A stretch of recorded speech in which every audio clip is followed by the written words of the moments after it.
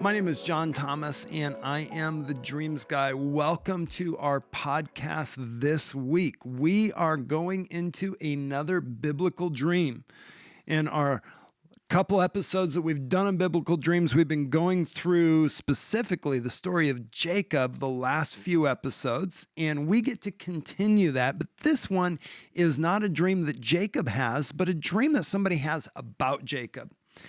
So in episode 6, we talked about the dream where Jacob was given the strategy for creating wealth, that he was able to take the spotted and the speckled animals and use them as his wages. And that's what allowed him to build this wealth. And then he has another dream where the angel of the Lord comes and says, well, it's time for you to go home.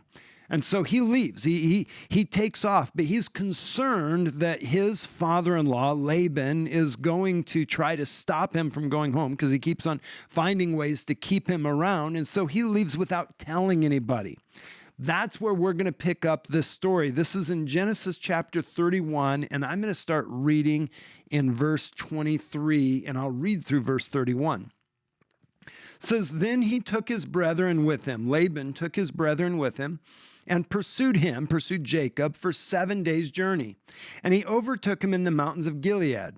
But God had come to Laban the Syrian in a dream by night and said to him, be careful that you speak to Jacob neither good nor bad. Now that's an extremely short dream unless Laban interpreted the dream. It's very possible that there was much more to that dream, but this is just what Laban interpreted. But let's continue reading because he mentions the dream again here in just a second. So Laban overtook Jacob. Now, Jacob had pitched his tent in the mountains, and Laban with his brethren pitched in the mountains of Gilead. And Laban said to Jacob, what have you done that you've stolen away unknown to me and carried away my daughters like captives taken with the sword? Why did you flee away secretly and steal away from me and not tell me? For I might have sent you away with joy and songs, with timbre and harp. You did not even allow me to kiss my sons and my daughters. Now you've done foolishly in so doing.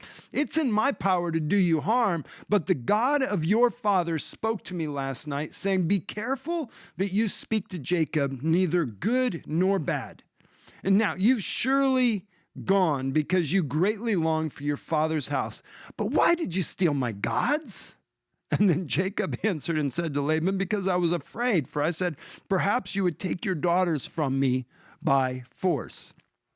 Okay, so here's a story, and this is obviously an important dream to Laban because it gets brought up twice just in these few short verses.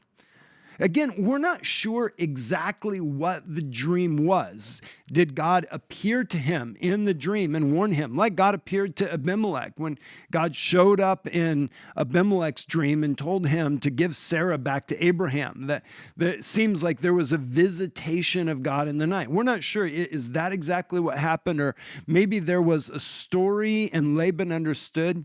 We do know this, that the culture of the peoples of that time, dreams were pretty normal. We're going to continue to see that as we go forward in this story.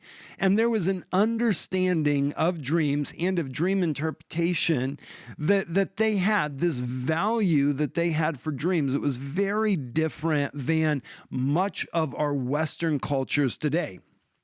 So it's very possible that there was more to this dream, and all we know is the message of the dream.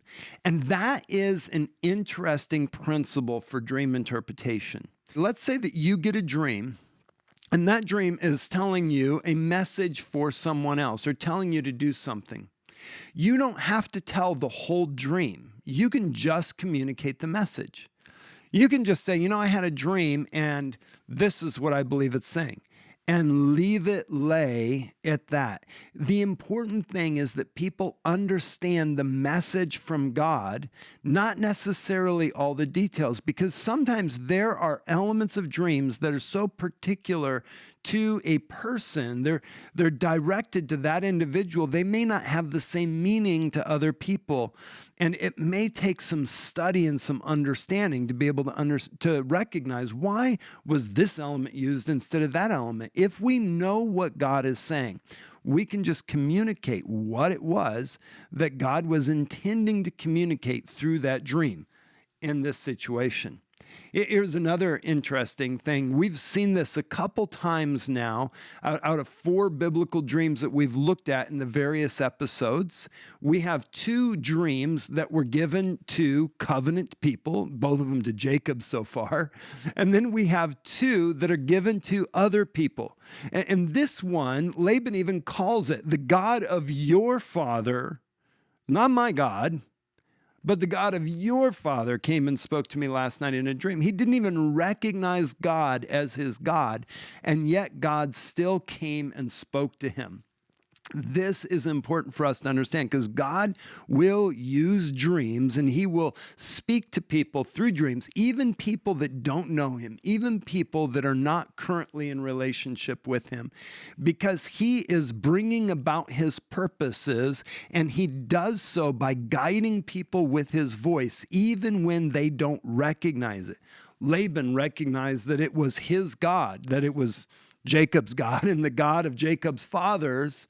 But sometimes there are dreams we don't know necessarily what the source is, but it changes dynamics. It changes the path that people are on.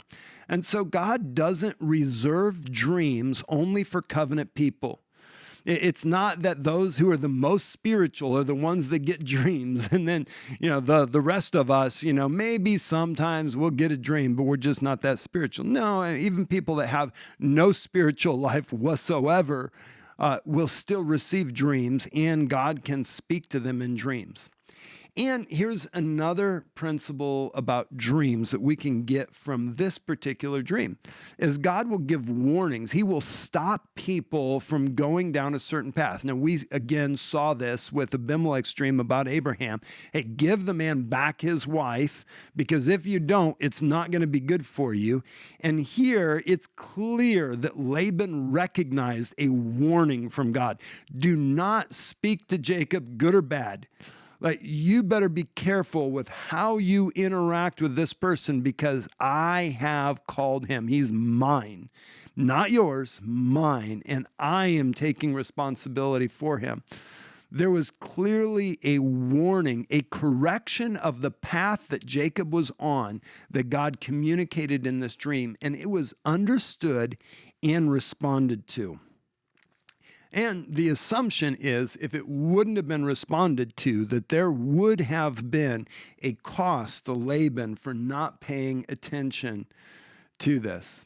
So those are a few things that we can learn from this dream.